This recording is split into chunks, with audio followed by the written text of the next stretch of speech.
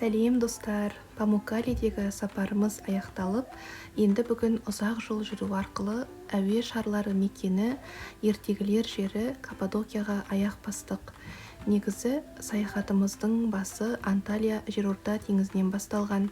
Одан соң Рим гректердің Осман империясының қалдығы қалған Памуккалеге жалғасқан. Сол кадрларды көруге ұсыныс айтамын, біраз пайдалы да қызықты мәліметтер аласыздар. Видео сілтемелерін осының астына қалдырдым. Міне мынау менің парақшам. Осы жердегі подписаться батырмасын басып, тіркеліп ала қойсаңыздар болады. Жалпы Каппадокия кіші Азияның орталық бөлігіндегі аймақтың ежелгі атауы екен. Яғни ол Невшехир, Қайсері, Ақсарай, Нигде, Кирсехир атты аудандары орналасқан аумақтың жалпылама атауы деуге болады.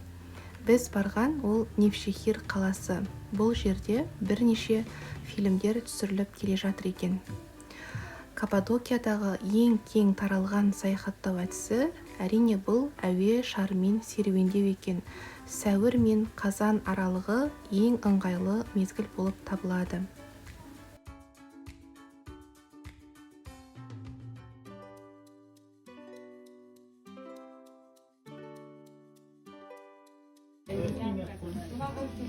Ну, смотря по времени, сейчас когда все выйдем,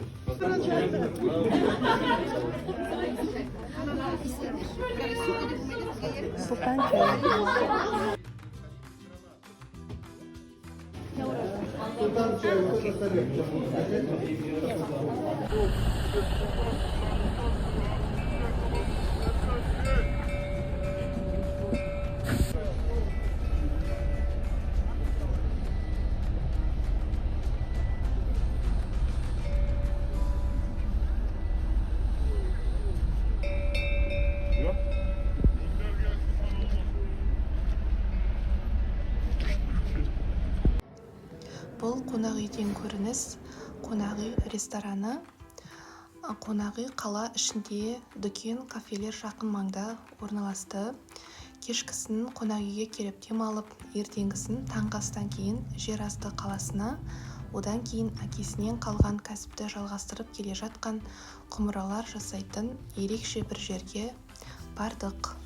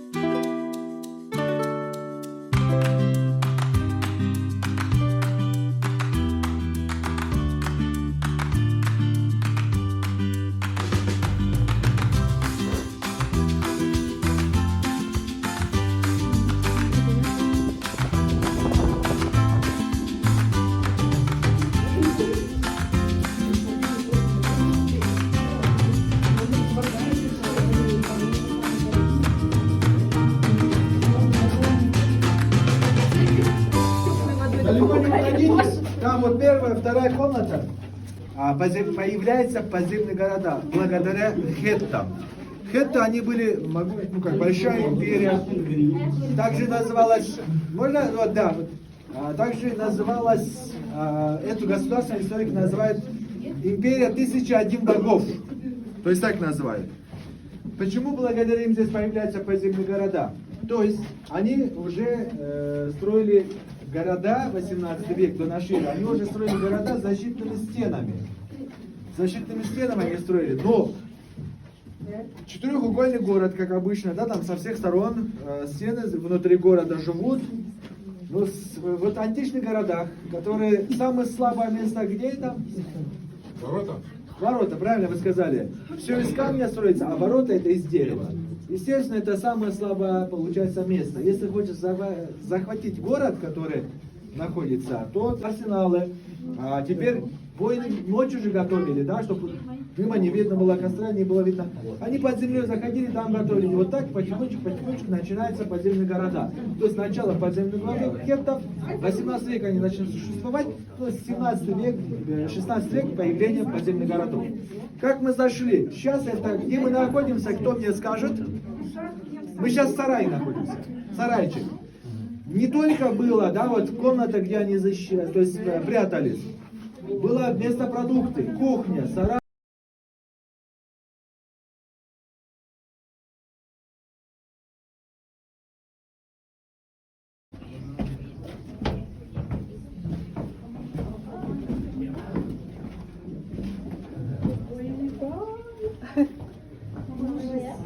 Dass diese losgeht.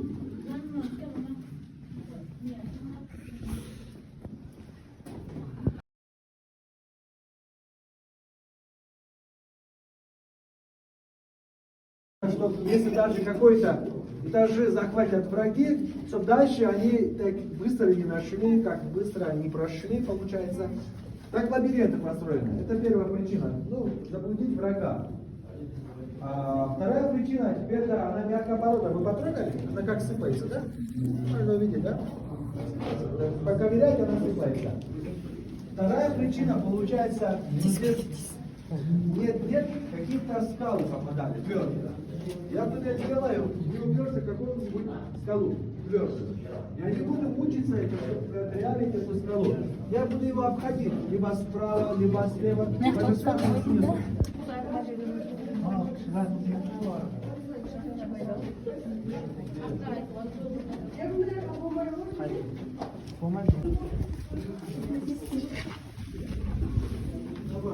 На кухню. Да. Проголодал, я уже понял, что проголодался. Это точные воды, да? Танзыр, это где казаны стояли, где вот это... Печка, короче, да? Да, вот кушать готовили, это вот даже кокоть. Копать. Копать. Темное, видите, дым это все. Закоптилось. Закоптило, да. А это вот эта вентиляция, да, была? Да, правильно. Какая?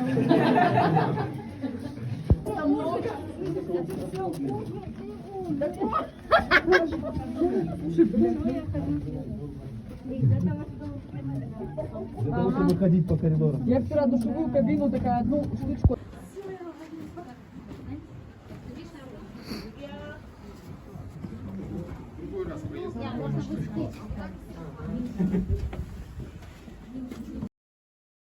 Ее защищать будет намного сложно, если туннель не будет, да его обратно же выкрутят. А когда его закрывали, поставку ставили, обратно выкрутить не получалось. И в таком образе они то есть закрывали за собой двери, вот в таком образе они закрывали. А это для чего, вы знаете, да? Типа глазок? Да, кто там? Большой. Нет, конечно. Это же. Тянули же ее. Он присматривал, он в глаз давал. Тут рычаг стоял. Длинное копье. Если он стук и слышит, что он дверь открывает, ломает, у него длинное копье, таким образом врага убивал. То есть защищал дверь. Понятно? Немножко современное, поэтому.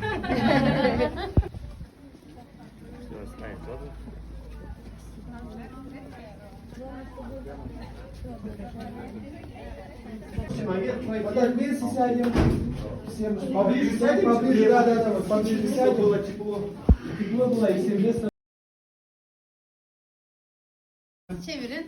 Galip ustamıza anlattınız herhalde. Yeni başladı. Ha, tamam o zaman. Galip ustamız kendisi 5 kuşaktır bu işi yapıyor. В пятом поколении ее отец занимается этим ремеслом. 63 yıldır yani bu işle uğraşıyor. 63 года именно он делает это. Yani bu çanak çömlek işini yapan ilk ailelerden Galip Один ustamız. из первых турецких семей, который делает вот это ремесло. Evet. Bu aynı zamanda kendisi saç müzesi var şu şekilde. 1970 Также, независимо от этого, у него есть своя коллекция волос. человеческих волос, целый музей.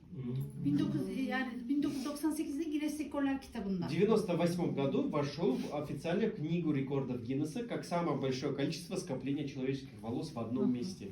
Evet. Ve aynı zamanda en büyük ürün yapan olmak üzere 2 tane isim var Guinness Rekorlar kitabında Galip ustamız. Также второй у него рекорд в книге рекордов Гиннесса, что самый большой кувшин он сделал. 3 метра 70 сантиметров величиной кувшин. Представьте, это больше, чем этот потолок. Такой большой кувшин. Evet. Tabii biz burada iki çeşit çamurla çalışıyoruz. Kırmızı çamur, kızdırmamızın çamuru, beyaz çamur, dağlarımızın çamuru. Два вида глины используем. Красная глина это с реки Кызылырмак, и белая глина это с гор Каппадокии берется. Evet, kızıl. Teşekkür ederiz. Evet, bakın görüldüğü gibi zor değil. Видите, это вообще не сложно говорить. Mağazamıza geçiyoruz. Yalnız orada fotoğraf, kamera kesinlikle. Каппадокияның ерекше жерлерін аралағаннан кейін, яғни жерасты қаласын, одан кейін құмыралар жасайтын жерді көргеннен кейін, кешке таман қонақ үйге келіп демалып алдық. Одан кейін Каппадокияның түнгі көшелерін, қаланы көруге жолдасымен бірге серуендеуге шықтық.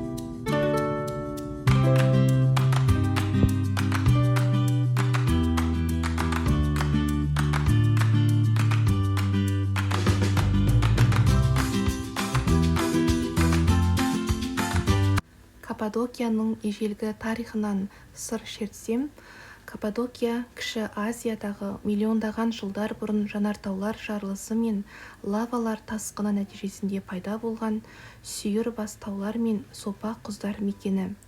Қызығы, бұл аймақты ежелден адамдар мекендеген. Туф таулар мен бор тастарды қашап, үңгір жасаған үйшіктер мен үңгірлер әлі де сақталған екен. Бұл жерге қаншама халық келіп, қаншама жұрт кеткенін ешкім де білмейді. Таңғажайып өлкенің ең байырғы тұрғындары хат халқы. Олар қола дәуірінде өмір сүрген халық. Және де ежелгі дәуірде және орта ғасырында Каппадокия сарайларымен әйгілі болған екен. Сол сарайлар, жерасты қалалары, таулы шіркеулер бүгінде бұл аймақтың сәнін келтіріп тұр. Осындай тарихы терең жерде жүргенімізге, көзбен көргенімізге мыңда шүкір. Ерекше бір сезімде болып қайттық.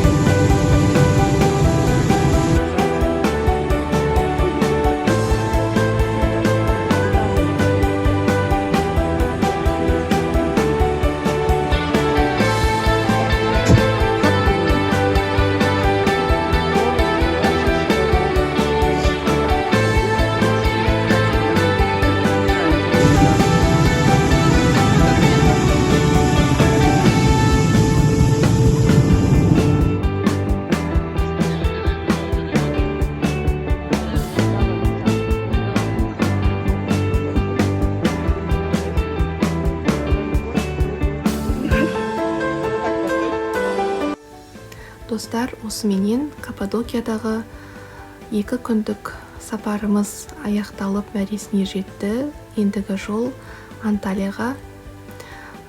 Осындай сонау ғасырлардан бері жалғасып келе жатқан тарихтың тұңғиығына бару, оны өз көзімізбен көру ерекше бойымызда сезім қалдырды. Қаншама көріп білген естеліктерді арқалап келе жатырмыз. Достар, және де менімен парақшамда бірге болып видеоны соңына дейін тамашаласаңыздар, көптен көп рахмет айтамын. Парақшама үлес қосып кетіңіздер. Лайк, комментарийлеріңізді астында күтемін.